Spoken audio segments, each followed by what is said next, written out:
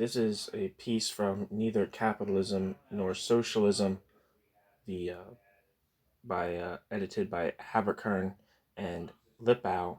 Uh, Pieces, excerpts from different theories of bureaucratic collectivism. Um, and this piece is called New Social Democratic Reformism. The thesis of this article is that it's by Hal Draper. The thesis of this article is that the ideology of the dominant wing of the European social democracy has, since the end of World War II, visibly become something different from the traditional reformism of the Second International.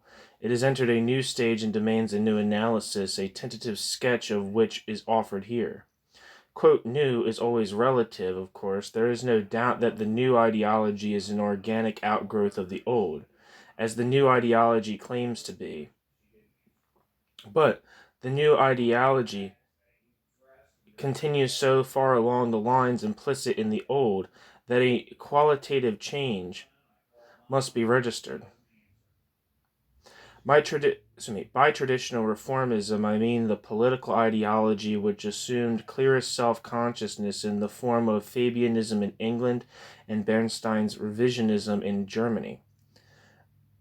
It looked to the gradual transformation or metamorphosis of capitalism into socialism by an inherent process working out through patchwork changes, however minute but cumulative in effect, which would eventually mean that capitalism itself grows into socialism without any visible break in the continuum of change.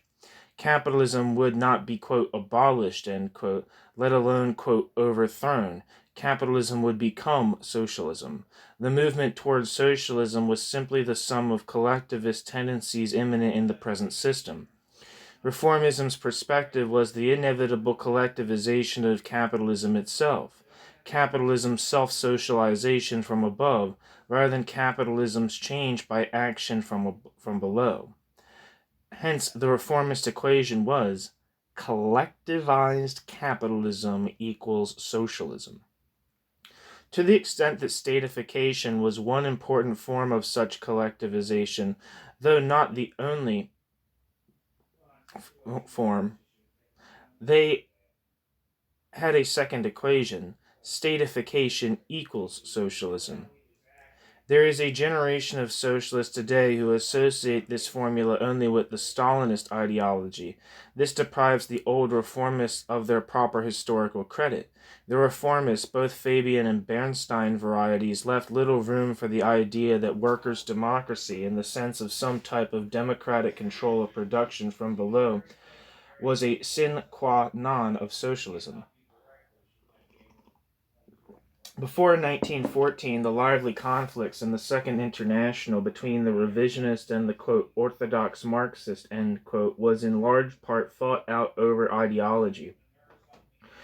In practice, it is notorious that there was considerable agreement on what to do from day to day except in crises.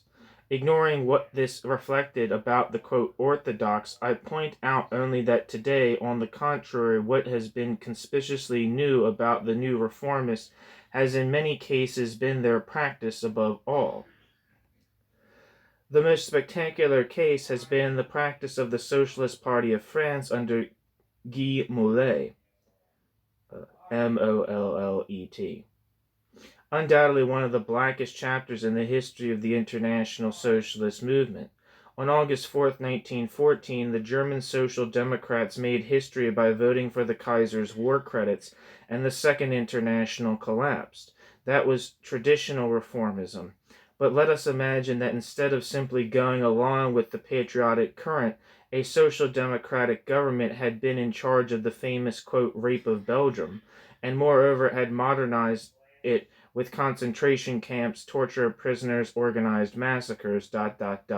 This gets nearer the difference between Philip Scheidemann, who was an old-fashioned type, and the modern Guy Mollet, who, as Premier of France and leader of the French socialists, stubbornly carried on the, quote, dirty war against Algerian liberation by a regime and by methods which revolted even half-decent French liberals, not to speak of Senator John F. Kennedy.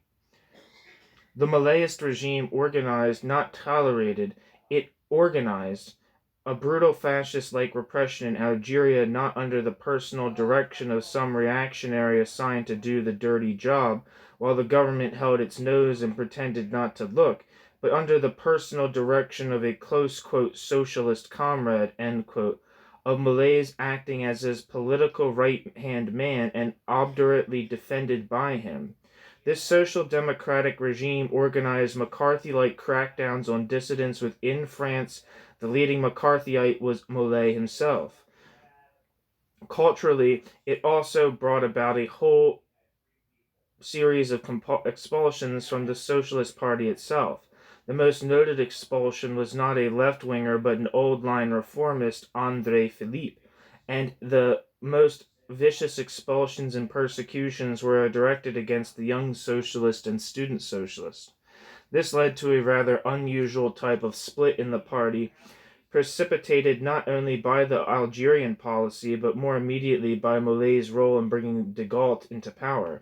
The break was not a left-right split, though of course all left elements went along with the new party formed, Parti Socialiste Autonome, now merged into the present Parti Socialiste Unifié. What characterized the leaders of the minority that split, such as Depreux and Meyer, was that they were largely traditional reformists who could not live with Malayism. Finally, the Malay Party produced another startling phenomenon, a proto-fascist wing around the figures of Lacoste and Lejeune, a wing so seen not simply by Malay's opponents in the party, but even by Le Monde. Nothing like the Malay phenomenon can be ascribed to the practice of the reborn German social democracy. Here we point first to an ideological development. After the death of Kurt Schumacher, and with growing Cold War prosperity in Germany, the German party moved simply to dump socialism from its program. Now, I don't want to get this statement involved in a terminological dispute over the word, for of course the new reformists maintain stoutly that what the new reformists propose is still, quote, socialism, end quote. What is important for present purposes is the safe treatment that what was dumped from the new reformist program was that which the traditional reformists would have accepted as elementary socialism. The new reformists eliminate all connection between socialism and any conception of advance towards the social ownership of the means of production. The new reformists make protection of private enterprise one of the key features of the new reformism's economic policy, on the same grounds as the new reformists make allowance for any state interference with private enterprise. Since the formalization of its new politics in the Bad Godesberg program of 1959, the German party, under the practical leadership of Willy Brandt, was deliberately set out to become as indistinguishable in political program as possible from Adenauer's Christian Democrats, on the model of the American two-party bipartisan system. Only incidental to this has been its throttling of elements in the party aspiring to anti-war actions or its suppression of the socialist student organization. The change in Germany has been the most noteworthy, but not the only one, nor the first, among the West European social democracies. The Austrian Socialist Party disembarrassed itself of socialism in its new program in 1958. The Austrian Socialist Party has been in a permanent government-sharing coalition with the Catholic Party, People's Party, since 1945. A whole generation has never seen a wholly independent action by its Socialist Party. Here, in a sense which the old social democracy never knew, the Social Democrats have integrated their whole party existence with the state structure. It probably also has, incidentally, the most bureaucratized and monolithic party structure in the International.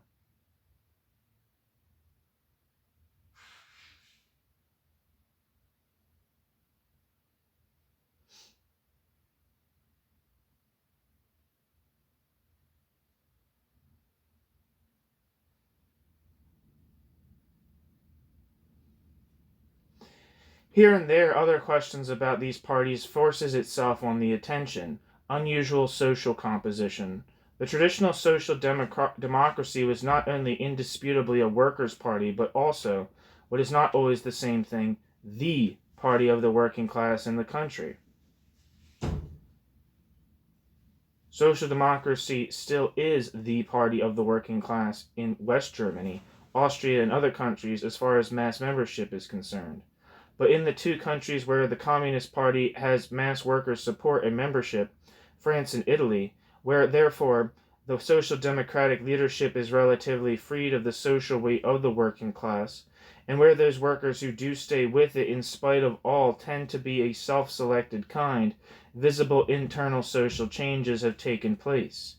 It has been reported that 1/4 of the membership of Malay's Socialist Party are state employees, petty functionaries in nationalized industry, government bureaus, municipal offices, etc. Shortly before he died, Marcel Pivert described to me how the Malay Party leadership had finally succeeded in winning a majority in the traditionally left-wing Paris region of the party. He detailed it in terms of the mobilization of the functionaries concentrated in Paris who were or became members of the Socialist Party as against the traditional working class population of the party region who were predominantly, quote, Piverists, end quote.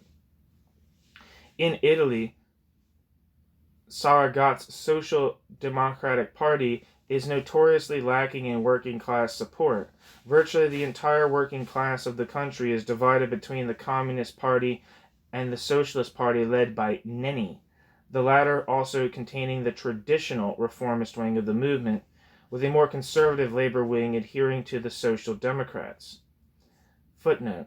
Although the Saragat Party is in my opinion one of the most extreme examples of reformism, I have not discussed it here because, frankly, I do not know how it can be documented.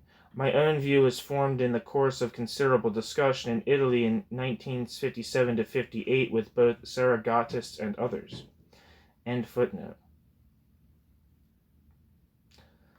The aspect of Malay's French party, combined with its extreme political record, has more than once caused a big question mark to be placed over its basic character. It was put perhaps most directly by Maurice Dufour in Pivert's Correspondance Socialiste Internationale. Quote, certain passages of Gillas's book, bracket, The New Class, end bracket, give food for thought. Let us put the question brutally. Has not the French Socialist Party become the nursery of this new class? The French nationalizations supply a valuable example. The heads of the nationalized enterprises, many of whom hold a party card, behave like the old bosses. Same attitudes, the same reactions. Perhaps there is this difference. The new bosses claim to be of the proletariat. So, the French Socialist Party has not colonized the bourgeois state. The other way round is nearer the truth. End quote. Along with the other satisfactions desired by the reformists, the reformist party itself gets statified. All of this is intended to raise the same question about the new European social democratic reformism which I have already raised in New Politics about certain currents in American liberalism, whose relationship to the burgeoning of various types of bureaucratic collectivist ideologies. To repeat briefly, quote, by, quote, bureaucratic collectivist, end quote, I mean in this connection, the ideological reflection or anticipation of a new social order which is based on the control of both economy and government by an elite bureaucracy, forming a new exploitative ruling class, which runs the huge economic political structure not for the private profit gains of any individual or groups, but for its own collective aggrandizement in power, prestige, and revenue by administrative planning from above, end quote. Hal Draper.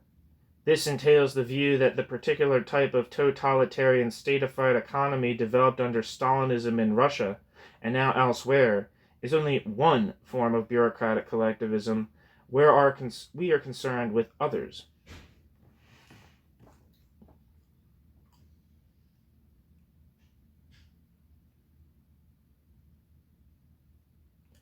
I have reviewed some phenomenon of the post-war social democracy only in order to indicate, inclusively at this point, how the question of the bureaucratic collectivization of social democratic reformism is posed not only by the writings of certain reformist theoreticians, but also in life in the political arena.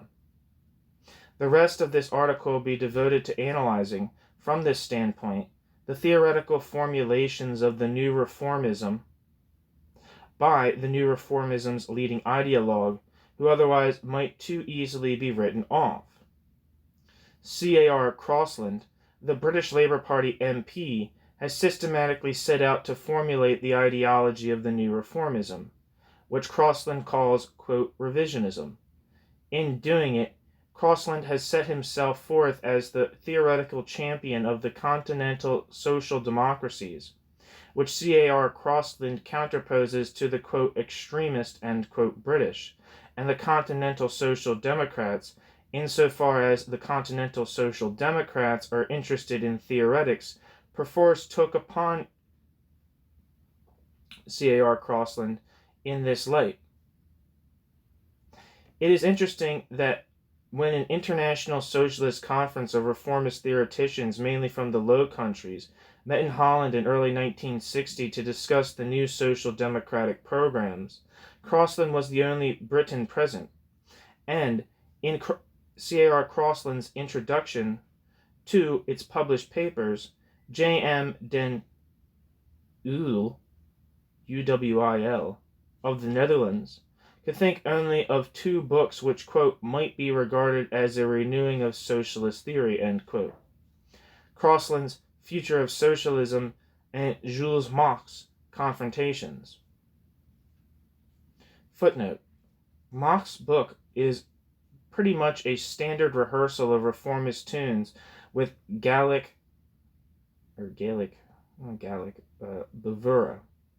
bravura. Marx's book has about as much relation to Marx's actual hatchet-wielding operations as Millet's Minister of Interior as the Declaration of Independence has to the activities of the DAR. The papers presented in this conference, including Crossland's own, quote, economic backgrounds, were published in a little pamphlet entitled Orientations, Socialism Today and Tomorrow, Part 1, and a report of the conference, including two interventions, by C.A.R. Crossland, was published under the same title. Part 2,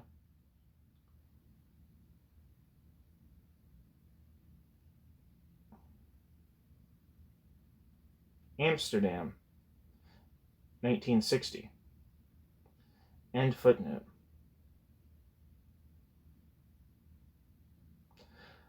C.A.R. Crossland has this further distinction as compared with C.A.R. Crossland's, quote, revisionist, end quote, friends and co-thinkers like, say, Douglas J. or Roy Jenkins. C.A.R. Crossland has gone farthest in putting the new politics bluntly, frankly, and uninhibitedly. For all these reasons, it is from him that we can best learn what is happening. Nothing in the following discussion is intended to refute Crossland's views. The sole aim is to exhibit their internal logic.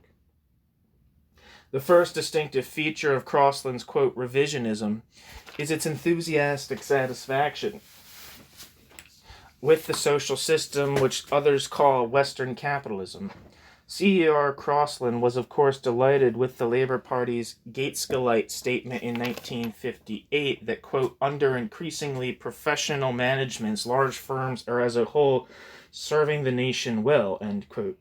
In the essay which he contributed to The Corporation in Modern Society, edited by E.S. Mason, C.A.R. Crossland used this for all it was worth as his peroration. But this is mild. For his lyrical and uncritical an account of the operation of the present economic system as one can find anywhere left of Nelson Rockefeller, one must read C.A.R. Crossland's paper at the Dutch conference, keeping in mind that C.A.R. Crossland is presumably not writing only about Britain.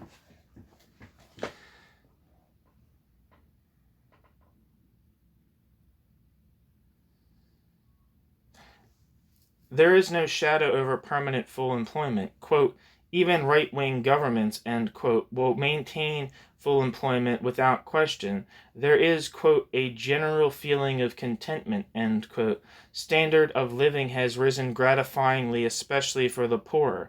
The benefits of the system are distributed, quote, more equally and more justly, end quote. There is no, quote, suffering from oppression or capitalist exploitation, end quote.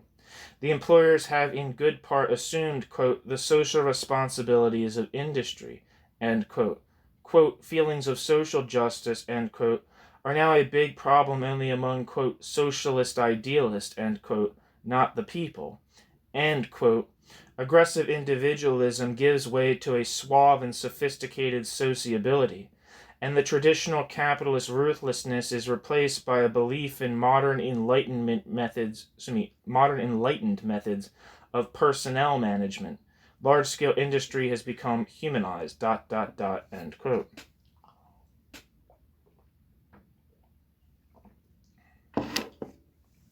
Much more of this, and that's all. There is no other side. There are no other aspects to the economic picture.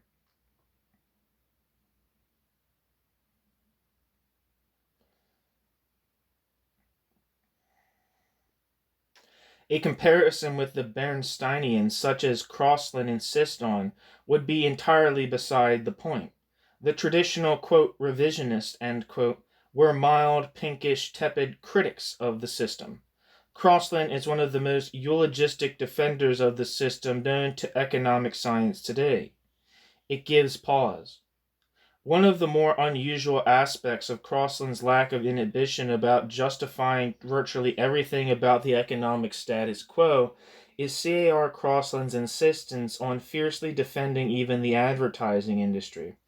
As the advertising industry exists not only in Britain but also in the United States against the kind of far from basic strictures made by, say, Vance Packard's books.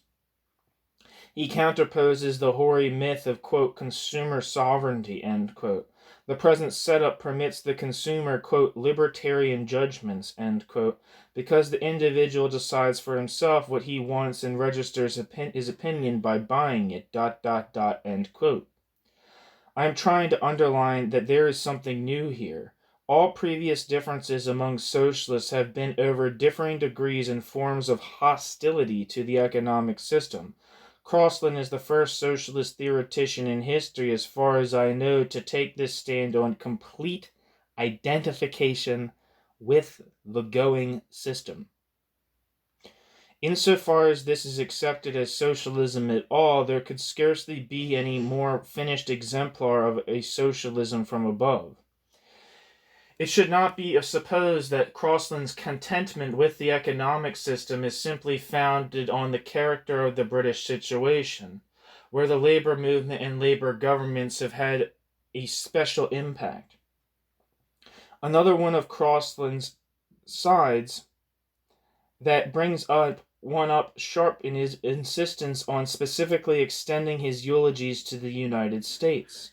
Crossland sometimes verges on representing the United States as being the country nearest the socialist ideal, with the possible exception of Sweden.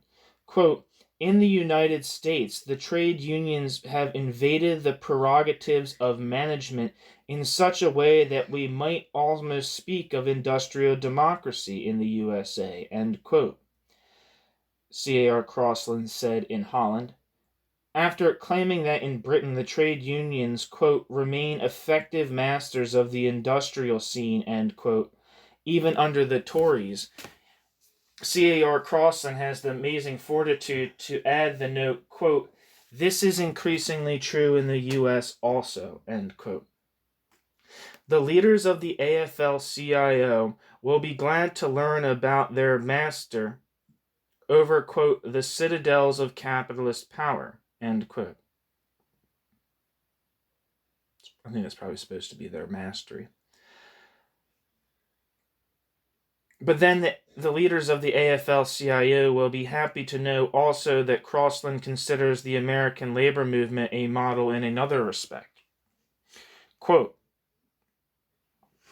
workers who take managerial posts are not condemned as traitors to their class. Trade union leaders are not thought to be in danger of contamination if those trade union leaders have large cars and smoke cigars and draw huge salaries.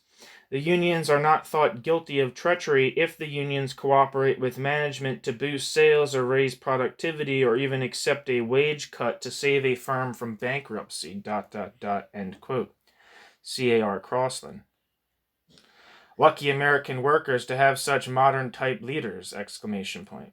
C.A.R. Crossland should explain why these American paragons, shored up by their huge salaries and rejoicing in mastery over the citadels of capitalist power, have not been able to get even a feeble Medicare program, let alone socialized medicine. It is inevitable that Crossland should enthuse also over the, quote, convergence of political attitudes, end quote, of the contented parties both in the U.S. and England, i.e. in the United States, the absence of political differences between the Democrats and Republicans.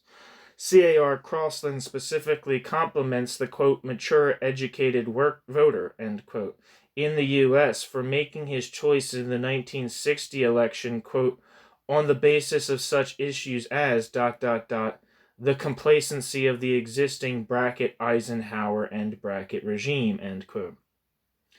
Why not the Tories have the right to claim American society for our own? Not why, Jesus Christ. We, not the Tories, have the right to claim American society for our own, says Crossland. Quote, it is in fact a complete illusion that British conservatives really want a mobile, equal opportunity society on the American pattern, ... The British conservatives' true ideology is poles apart from the restless egalitarian ideology of contemporary America. This indeed comes much closer, though this is not always understood in England, to the egalitarian ideas of the left than to the more static conservative instincts of the right, end quote. C.A.R. Crossland, of course, would be a heartfelt charter member of the club, which is now raising a banner with a strange device paraphrased from Earl Browder's old slogan, quote, Americanism is 20th century socialism, end quote. In the United States, C.A.R. Crossland finds, quote, there is a little trace of an elite psychology, end quote. A claim which can be understood, not accepted, but just understood if we assume that Crossland is thinking only of the peculiar British forms of institutionalized status symbols, such as the, quote, public, end quote, schools and accent snobbery.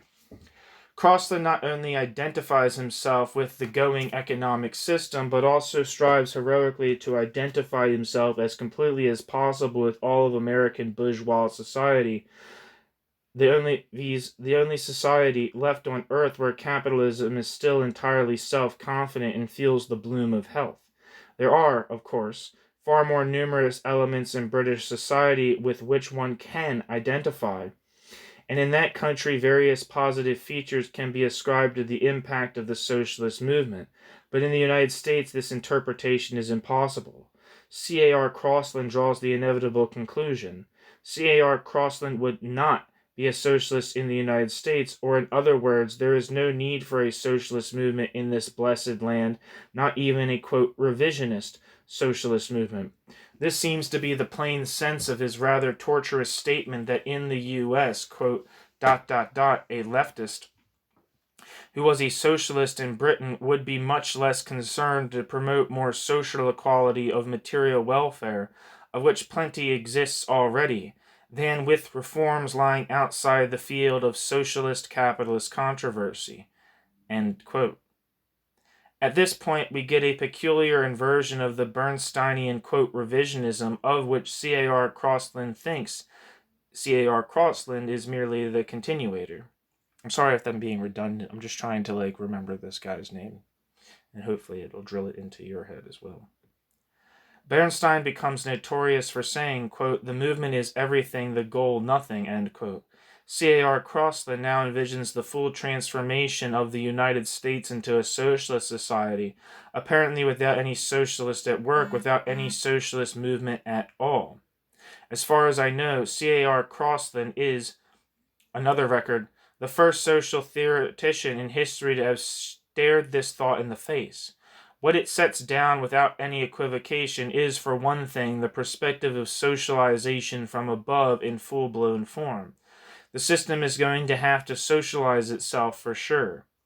For another thing, this makes it very difficult for C.A.R. Crossland to have American disciples, since their first duty on agreeing with C.A.R. Crossland fully is to commit harikari, politically speaking. Harikari being the Japanese honor suicide thing, right? I don't know. As a matter of fact, this is more or less what has happened periodically in the later history of American socialism.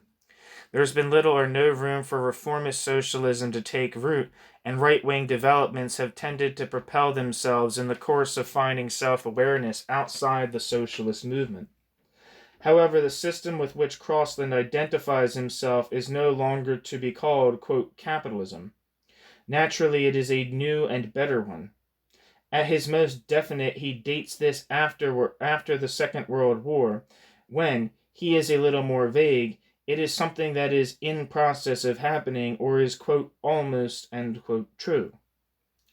It would be unprofitable to make anything of his varying formulations, for the underlying thought is both clear enough and inevitable for him. Capitalism effectively no longer exists. Now, it is very important to understand that he is not and cannot be merely talking about, quote, socialist Britain. C.A.R. Crossland must apply this just as much not only to the U.S., as we have seen, but also to Western Europe, since it is the theoretical basis of C.A.R. Crossland's prescriptions for the new, quote, revisionism, and since it is the continental social democracies that have taken up this new, quote, revisionism most favorably. Crosslandism, therefore, must literally claim that Adenauer's Germany and de Gaulle's France have also left capitalism behind in their ascent to the new progressive order, but I am not aware that Crossland has ever specifically faced this picture. The theoretical dilemma is deep-going. The German Social Democratic Party is perhaps his favorite party, and there is no question about Crossland's imagination for its, quote, post-capitalist, end quote, politics.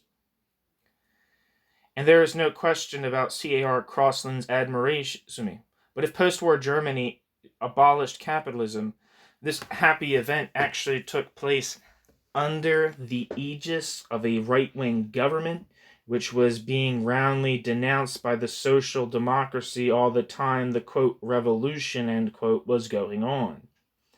If in the U.S., C.A.R. Crossland looks forward to the full blossoming of a, quote, socialism without any socialist movement, in Germany, C.A.R. Crossland implicitly sees the abolition of capitalism by a right-wing government with the socialists in opposition. Footnote.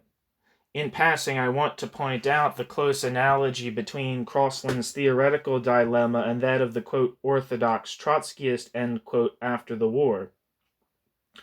If Russia is a, quote, worker state, end quote, because Russia's economy is nationalized, statified, then the new East European states must have also become worker states as statification became complete.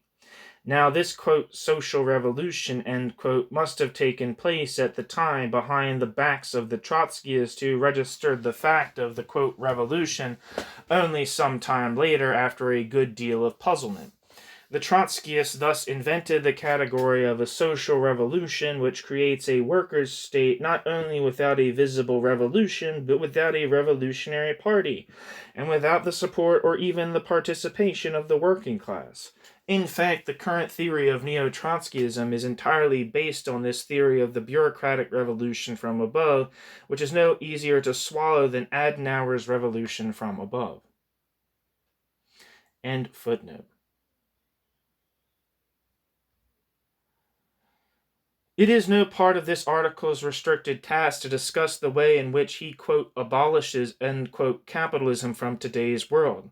It has to do with a demonstration that there is no special connection between capitalism and profit, production for profit, profit system, or what have you, nor anything to do with the ownership of the means of production. Crossland's simplest approach was in his contribution to New Fabian Essays, where it was done by defining capitalism as laissez-faire, right through the 30s. I do not comprehend how C.A.R. Crossland could do this without being hooted out of at least the Fabian Society. But at any rate, it is clear that if capitalism means laissez-faire, then capitalism certainly was abolished, if capitalism ever existed at all. But then this happened long before Attlee and Gaitskell's administrations. And so even in England we find Crossland's theory, but not Crossland, detaching the demise of capitalism from the device of socialism.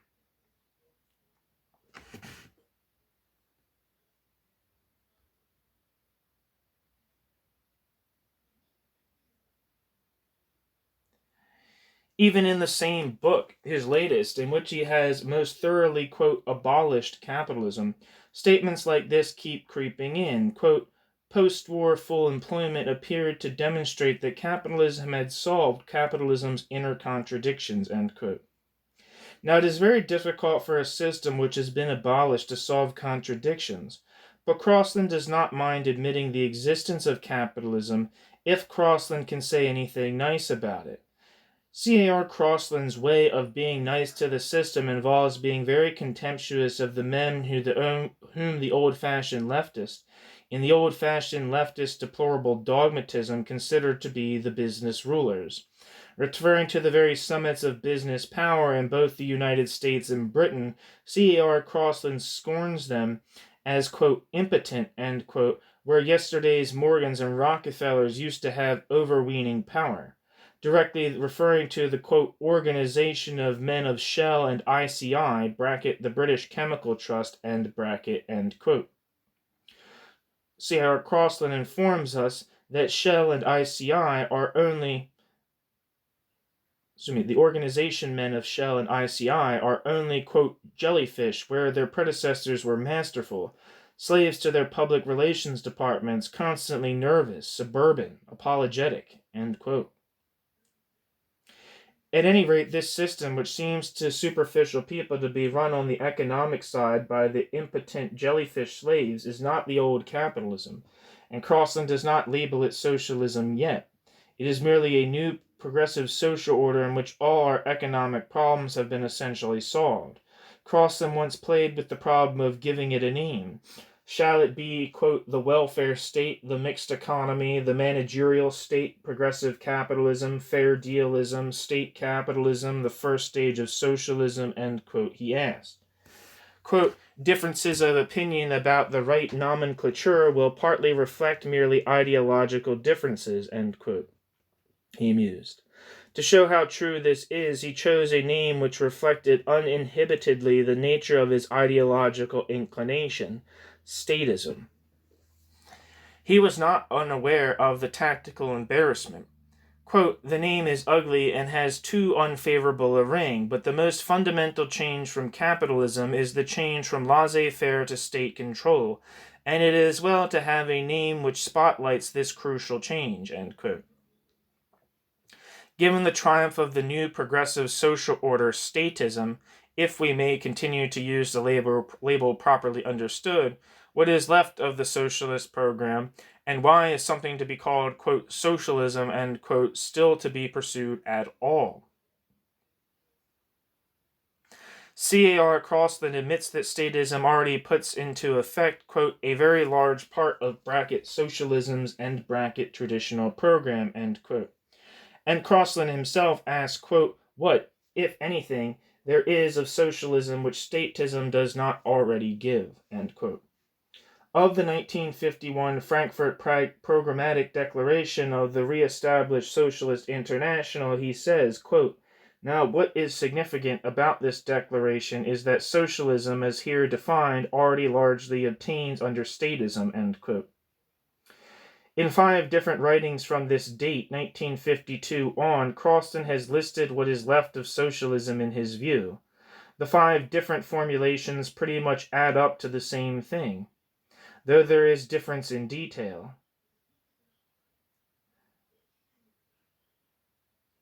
Footnote. The main exception is the point in his earliest version emphasizing the need, quote, to give the worker a sense of participation, end quote, to change, quote, the general tone and atmosphere in industry, end quote. True, this came to things like, quote, joint consultation schemes, end quote, even then, but the question itself ceased to have any importance in his later versions.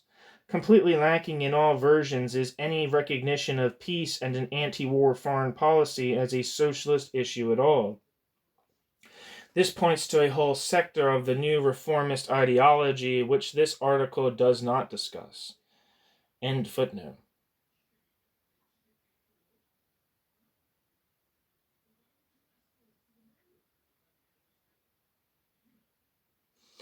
For convenience only, I take up this briefest version from an article in Confluence from summer 1958. The article from Confluence has 4 items. 1. Quote, altering not the structure of society in our own country, but the balance of wealth and privilege between advanced and backward countries, end quote. There is no indication why this is so specifically socialistic, in his opinion, that statism cannot do it handily, particularly the U.S. variety. In any case, the crux is the negative clause. 2. More welfare, to take care of, quote, residual social distress, end quote, by means which, Crossland explains, quote, the misfortunes of small or exceptional groups, end quote, like backward children rather than, quote, large categories, end quote, no problems existing about the latter. There is no indication why the wonderfully progressive society of statism would not be sufficient to clean up these corners.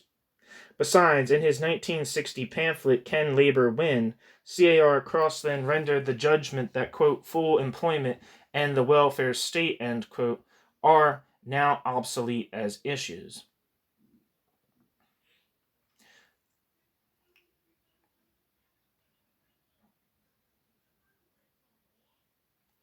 Three, getting rid of the special British, quote, obvious social stratifications, end quote, especially the elite educational system peculiar to the island. This is far from being a distinctively socialist issue that, as Croston often stresses quite rightly, it does not even exist in other countries. 4. Quote, a number of socio-cultural reforms, end quote, such as an amelioration of divorce laws, abortion laws, sex perversion laws, urban sprawl, censorship, amount of art patronage, and the like. Quote, it is therefore an illusion to suppose, as far as Great Britain is concerned, that the advent of the full employment welfare state has denuded the left of causes to fight for, end quote, concludes Crossland.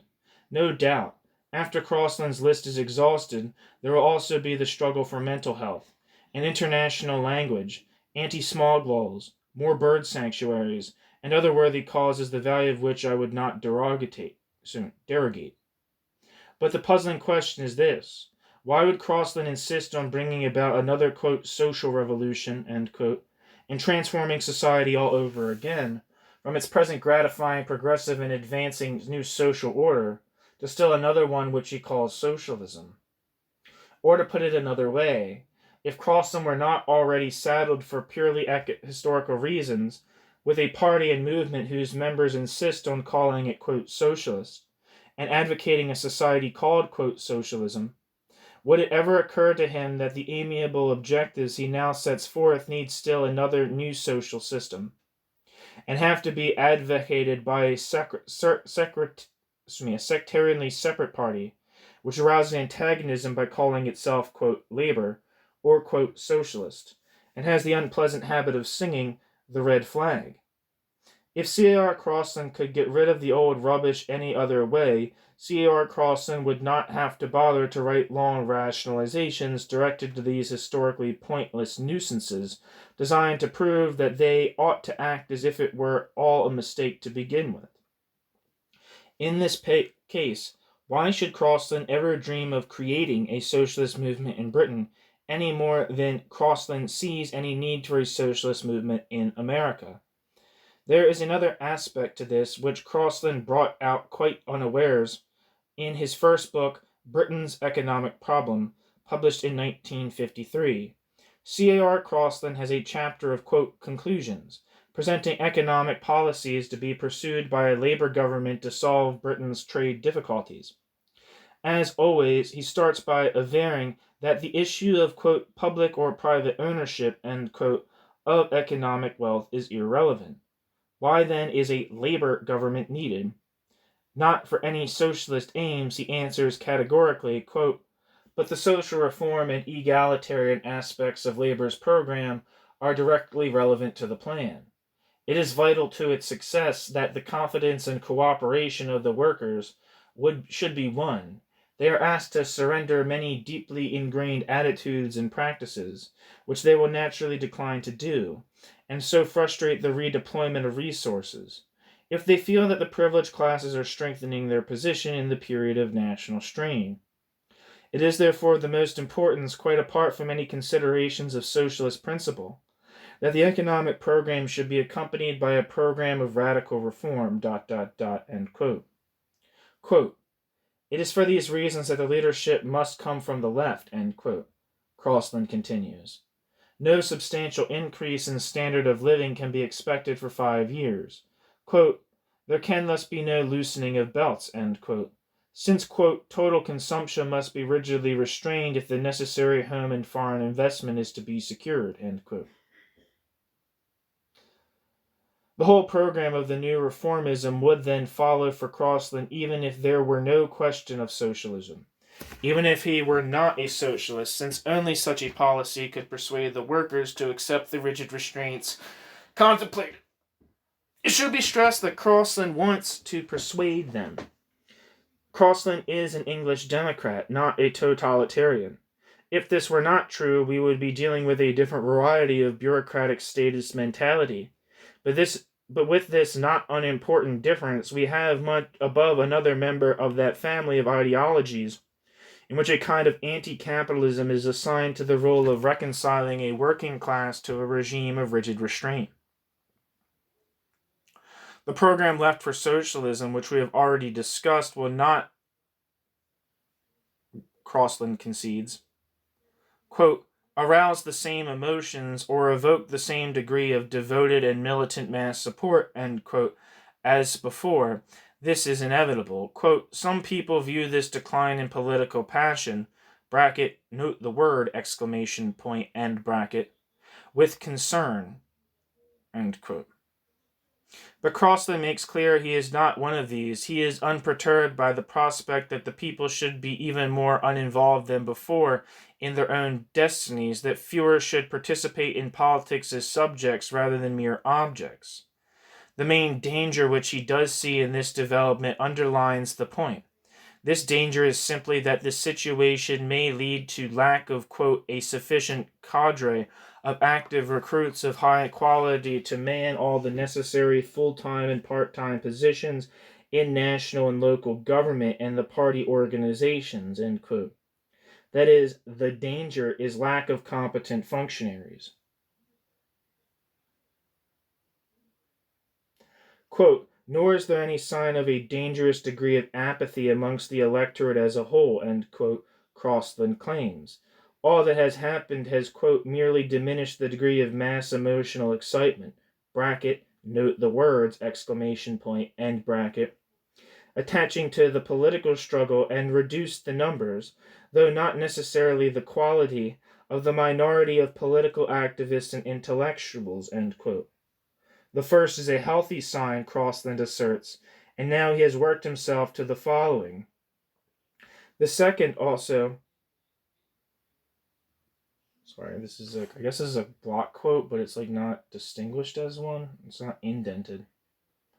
So, I'm not sure, but I'll tell you when the quote ends. So I'm going to assume this is a quote.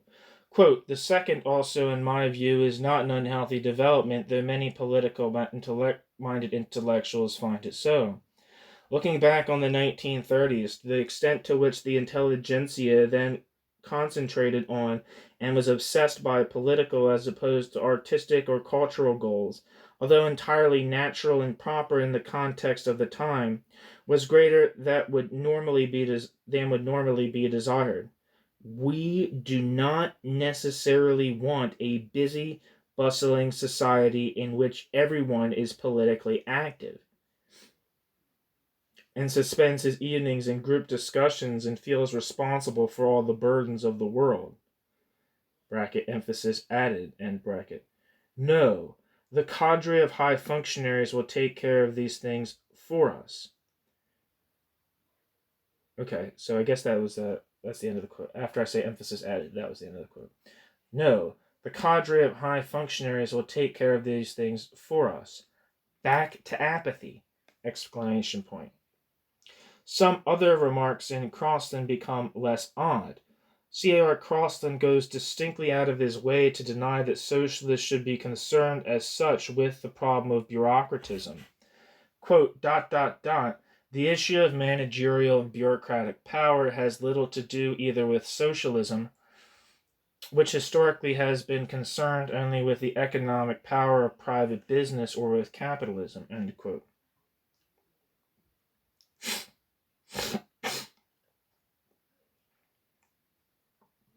Now it is true that historically socialism did not used to be concerned with the issue by and large. Hinc illet lacrymae. One would imagine, however, that more recent history has made it impossible for the question to be fobbed off. 3 pages later comes this after discussing the webs. Quote, permeation has more than done its job. Today we are all incipient bureaucrats and practical administrators. We have all, so to speak, been trained at the London School of Economics, are familiar with blue books and white papers, and know our way around Whitehall, end quote. Crosland has a program for the cadre of functionaries and incipient bureaucrats, some modest proposals for the further bureaucratization of the Labour Party apparatus. 1. Direct representation on the National Committee for the Parliamentary Party, the MPs, who already have too much autonomous power. It is this group, for example, that now elects the party leader, not the party. 2. Quote, more staff at much higher salaries, end quote, at party headquarters. 3. This point requires attention. Crosland has been complaining that the Labour Party's image is too working class. It should reflect an all-class people's party. The MPs, too, should be even more representative of, quote, all social classes, end quote, than now. Hence, to implement this, quote, we need first more young trade union MPs, drawn partly from the newer industries and occupations and representing the emergent social groups discussed above, ... end quote. At first blush, there appears to be a contradiction when he complains of an overly working class composition and then proposes, quote, young trade union MPs, end quote, to remedy the imbalance. We must understand that he does not mean working class candidates. By, quote, young trade union MPs, end quote, C.A.R. Crosland means new rising union functionaries, aspiring bureaucrats, the professional manager types for which he frequently calls in other places, and he looks on these as representing a new class or new class elements.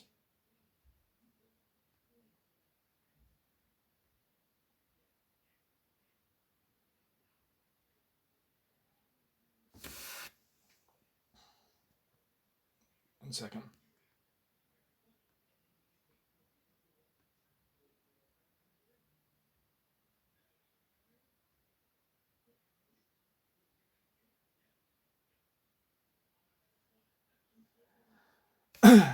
Then there is a point calling for public relations experts to be hired by the party and more attention to youth, since youth give, quote, a more classless air, end quote. He does not mention that the party leadership regularly expels young socialist leaders and whole organizations, even periodically dissolving the youth affiliate since the youth tend to be too left. The demand for putting the movement in the hands of professional managers, the accent is on, quote, professional, end quote, is one of the most frequent notes in Crosland's proposals. Crosland denounces, quote, the snobbish anti-professionalism which permeates so much of our national life, end quote. He remedies for the ills of the cooperative movement. Higher salaries for the managers, more university personnel, less, quote, interference with management by elected lay boards, end quote, and a stronger, more professional national leadership. A platform which has the indubitable characteristic of being single-minded, and he attacks the movement's, quote, supposed interest, end quote, of, quote, equality and democracy, end quote, which stand in the way of these changes. Although he tends to lean heavily on, quote, equality, end quote, when putting together definitions of socialism that will exclude social ownership, Crossland cannot be accused of being passionate on the subject of equality of reward. Crossland is in fact a loud advocate of bigger and better rewards for managers in the interest of, quote, efficiency. He attacks the New Left because they want to bear hard on, quote, those bracket inequalities, end bracket, which derive from personal effort, end quote, referring to the managers who really run the corporations, where he wants to bear hard on, quote, those which derive from inheritance, end quote. His approach is first to minimize the size of stock management rewards in private industry. Then he argues that outsized rewards for managers are inevitable in any economic system. The proof to which C.A.R. Crossland appeals is the, quote, very high bureaucratic and managerial rewards even in the closed societies of the communist bloc, end quote. C.A.R. Crossland is not attacking this, you understand. C.A.R. Crossland is accepting it as natural and proper. Quote, the process, end quote, Crossland explains, quote, began with Stalin's famous speech in 1931, in which he denounced, quote, equity mongering and called for a new attitude of, quote, solicitude towards the intelligentsia, end quote. Even though the trend has been, quote, partially reversed, end quote, under Khrushchev, quote, the goal is by no means egalitarian, end quote.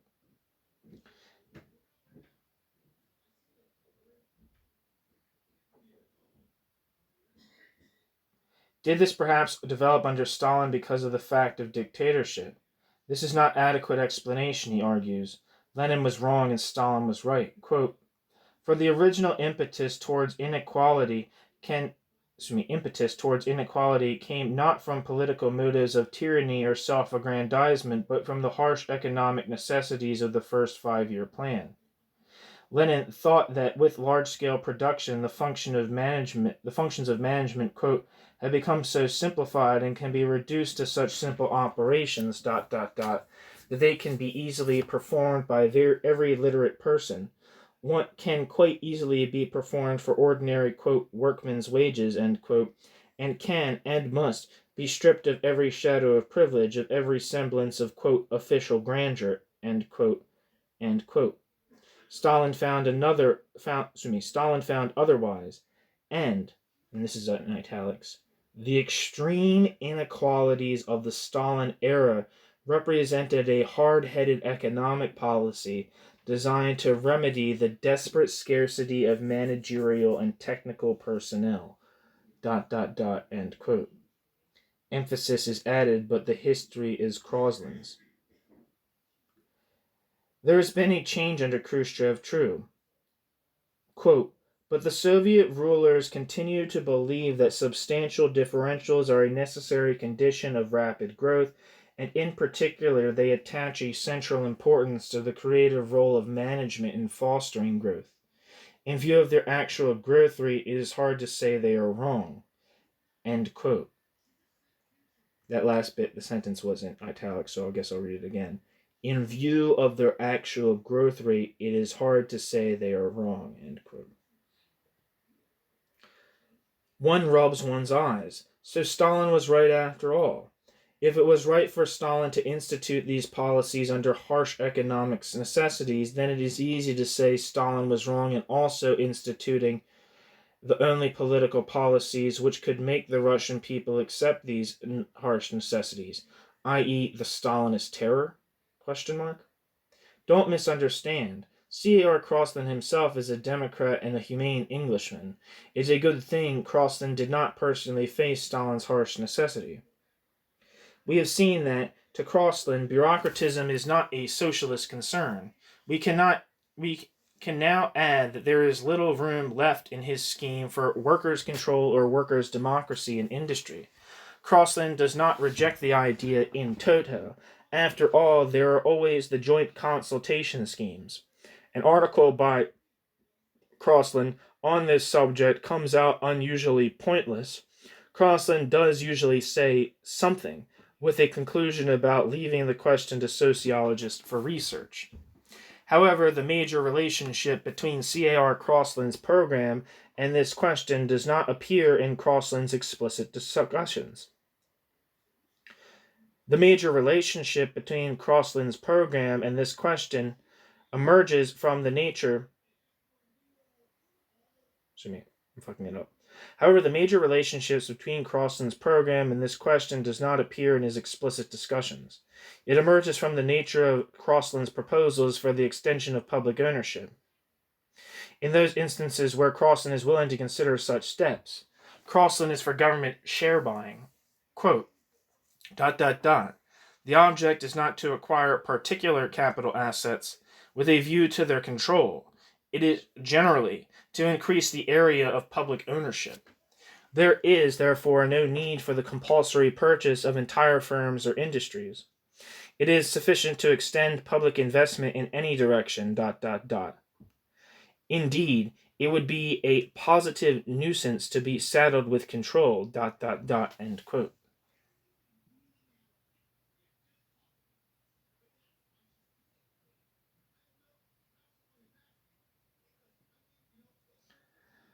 What stands out about this method of extending, quote, public ownership, end quote,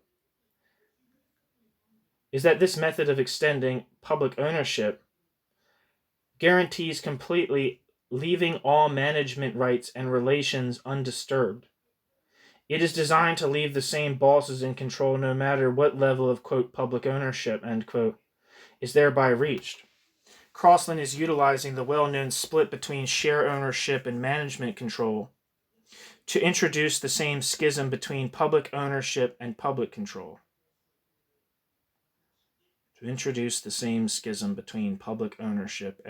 Public control.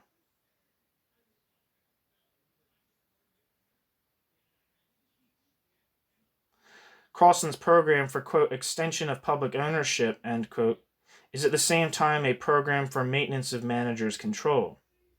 If we find heavily bureaucratic collectivized notions informing the new social democracy of Crossland, we need not be surprised to find that Crossland is willing to go along with the increasingly popular theory of the convergence of Western society with the bureaucratic collectivism of the East. This has not played a big role in Crossland's writing up to now, but it's interesting that it makes its appearance in the last chapter of his last book. Douglas J. plays it bigger.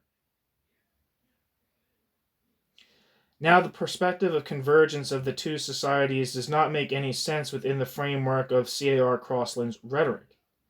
If we in the West are already in a new, progressive, advancing social order with more democracy and equality than ever, and more coming, then even if Crossland swallows the tales about the coming liberalization and democratization of Russia, the picture that results is not of convergence, but of a slow catching up at the best. The real theorists of, quote, convergence, end quote, mean as they must, that a collectivized capitalism gets bureaucratized while a Stalinist-type bureaucratic collectivism gets, quote, liberalized, end quote. The two systems move in each other's direction.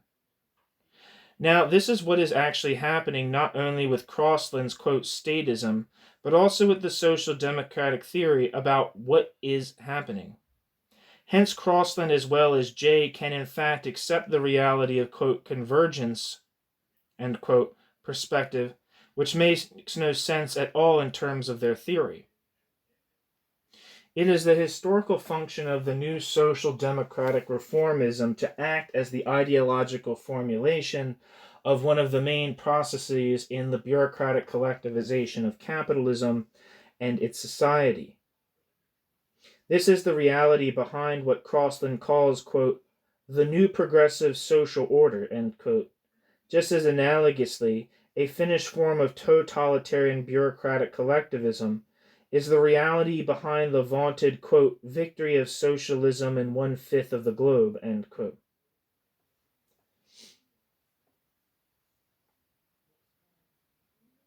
New Politics, 1963.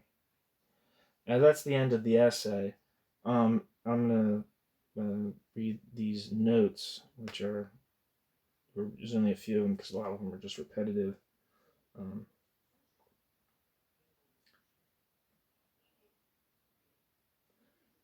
For an explanation of why the new reformists have become so tender about private enterprise, see the end of the previous chapter where Sir R. Crosland is briefly touched. For a roll call of the new programs of other social democrats in Western Europe, see Crosland's article in Encounter, March 1960.